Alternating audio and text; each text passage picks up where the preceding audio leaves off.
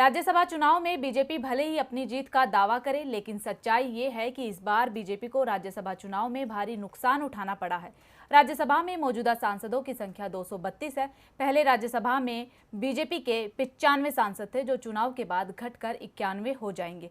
तो कैसे बीजेपी को हुआ 4 सीटों का नुकसान, देखते हैं ये रिपोर्ट। बीजेपी के लिए राज्यसभा चुनाव घाटे का सौदा साबित हुआ है। अभी तक राज्यसभा में 100 के आंकड़े पर पहुंचने वाली बीजेपी के सांसदों की संख्या अब घट गई है।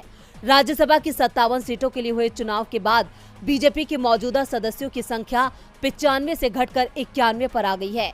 57 सदस्यों को मिलाकर वर्तमान में राज्यसभा में 232 सदस्यों में बीजेपी के 95 सदस्य हैं। रिटायर हो रहे सदस्यों में बीजेपी के 26 सदस्य शामिल हैं, जबकि इस चुनाव में उसके 22 सदस्यों ने जीत दर्ज की है। इस प्रकार उसे 4 सीटों का नुकसान हुआ है।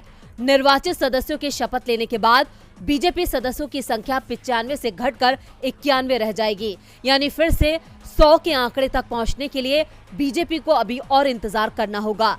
अभी राज्यसभा में 7 मनोनीत सदस्यों सहित कुल 13 सीटें खाली हैं।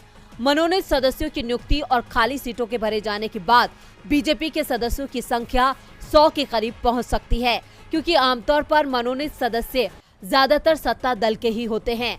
अप्रैल महीने में हुए राज्यसभा चुनावों में असम, त्रिपुरा और नागालैंड में एक सीट पर जीत हासिल करने के बाद बीजेपी अपने इतिहास में पहली बार उच्च सदन में 100 के आंकड़े पर पहुंची थी, जिसे पीएम मोदी ने बीजेपी की सफलता माना था।